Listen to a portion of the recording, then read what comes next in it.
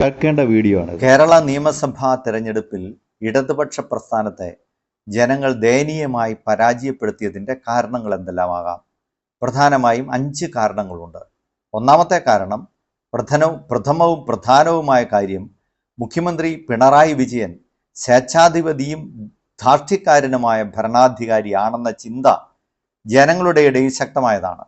വളരെ താല്പര്യത്തോടെ 100ഓളം സീറ്റ് നൽകി ചരിത്രത്തിലാദ്യമായി കേരള ജനത ഭരണ തുടർച്ച നൽകിയ ഒരു മുഖ്യമന്ത്രിയെ അതേ ജനം ഇത്രമാത്രം വെറുത്തതെന്തുകൊണ്ട്?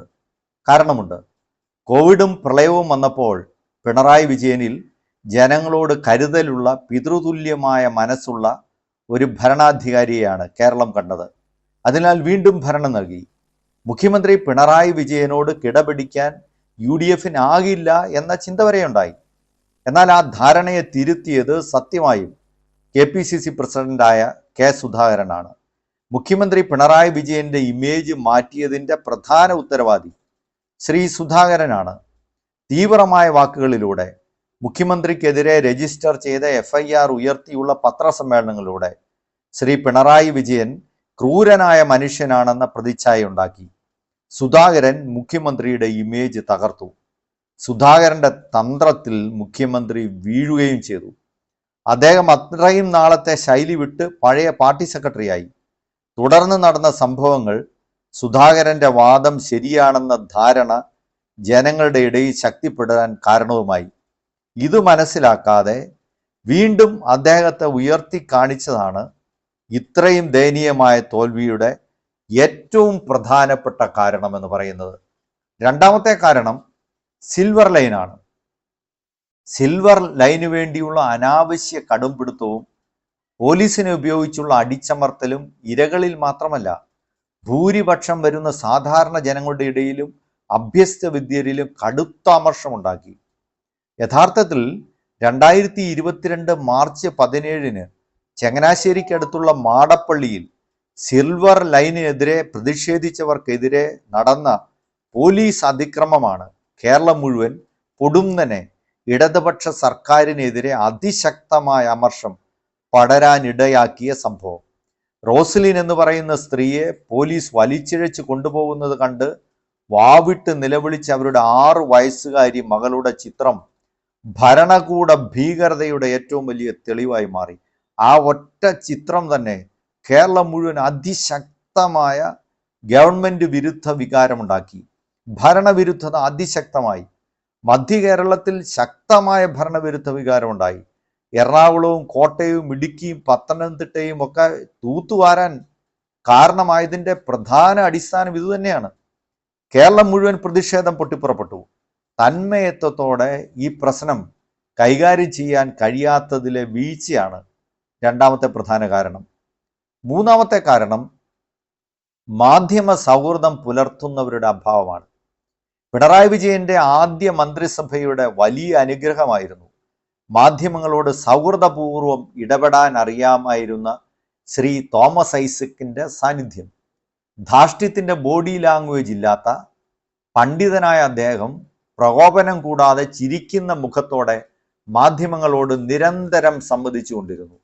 മാധ്യമങ്ങളുടെ മുമ്പിൽ ഭരണകൂടത്തിൻ്റെ സൗഹൃദ മുഖമായിരുന്നു യഥാർത്ഥത്തിൽ തോമസ് ഐസക്. പിണറായി വിജയന്റെ 2ാം മന്ത്രിസഭയിൽ തോമസ് ഐസക്കിനെ പോലെയോ ജോൺ ബ്രിട്ടാസിനെ പോലെയോ മാധ്യമങ്ങളോട് സംവദിക്കാൻ പറ്റിയ ആരുമില്ലായിരുന്നു എന്നത് ഗവൺമെന്റിനെതിരെയുള്ള അമർഷത്തിന്റെ ആക്കം കൂട്ടി. പാർട്ടി സെക്രട്ടറി ഗോവിന്ദൻ മാഷ് തികഞ്ഞ പരാജയമായി. സ്വരാജും റഹീമും ഒക്കെ യുക്തിഭദ്രമായി സംസാരിച്ചെങ്കിലും അവരുടെ ഇടപെടലിൽ പഴയകാല SFIയുടെ ധാർഷ്ട്യം നിറഞ്ഞ ശരീരഭാഷ നിഴലിച്ചിരുന്നത് പൊതു സ്വീകാര്യത കിട്ടാൻ തടസ്സവുമായി. നാലാമത്തെ പ്രധാന കാരണം ഭരണ നൈപുണ്യമില്ലാത്ത മന്ത്രിമാരാണ്. പിണറായി വിജയന്റെ 2ാം മന്ത്രിസഭയിൽ കേരള ജനതയുടെ ശക്തമായ അമർഷം വിളിച്ചു വരുത്തിയ നിയമനമായിരുന്നു ശ്രീ V ശിവൻകുട്ടിയുടെ നിയമനം. കേരള നിയമസഭയിലെ ഡെസ്കുകൾക്ക് മുകളിൽ മുണ്ടുമടക്കി കുത്തി ആഭാസനെ പോലെ നടന്നയാൾ വിദ്യാഭ്യാസത്തിന്റെ യൂറോപ്യൻ നിലവാരം അവകാശപ്പെടുന്ന ഒരു സംസ്ഥാനത്തിന്റെ പൊതുവിദ്യാഭ്യാസ മന്ത്രിയായി എന്നത് കേരള ജനതയോടും നവോത്ഥാന ചരിത്രത്തോടും ചെയ്ത പാതകമായിട്ടാണ് ഇവിടുത്തെ ജനങ്ങൾ കണ്ടത്. മരുമകൻ റിയാസിനെ പൊടുന്നനെ മന്ത്രിയാക്കിയതും ഇടതുപക്ഷത്തെക്കുറിച്ച് കേരള ജനതയ്ക്കുണ്ടായിരുന്ന ധാരണയെ വികലമാക്കി.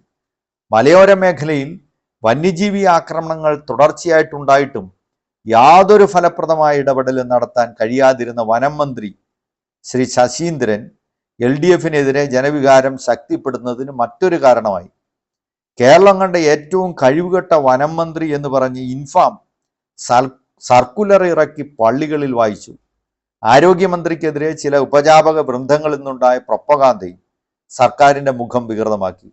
ഘടകകക്ഷികളുടെ വകുപ്പുകളിൽ പോലും CPM പ്രതിനിധികളാണ് ഭരണം നടത്തുന്നത് എന്ന പ്രചാരണം ബംഗാൾ മോഡൽ എന്ന പ്രതീതി ജനിപ്പിച്ചു. ആ പ്രതിനിധികളിൽ മിക്കവരും പഴയകാല SFI നേതാക്കളായിരുന്നു. അവരുടെ സൗഹൃദപരമല്ലാത്ത ബോഡി ലാംഗ്വേജും ധിക്കാരപരമായ വർത്തമാനവും ജനം യഥാർത്ഥത്തിൽ വെറുത്തു. ഇനിയും LDF വന്നാൽ ബംഗാൾ പോലെ ആയിപ്പോകും എന്ന AK ആന്റണി പോലെയുള്ള മുതിർന്ന നേതാക്കളുടെ പ്രസ്താവം സത്യമാണെന്ന് ഇടതുപക്ഷക്കാർ പോലും വിശ്വസിച്ചു. അഞ്ചാമത്തെ പ്രധാന കാരണം മുഖ്യമന്ത്രിക്കും മകൾക്കുമെതിരെ ഉയർന്ന ആരോപണങ്ങളാണ്.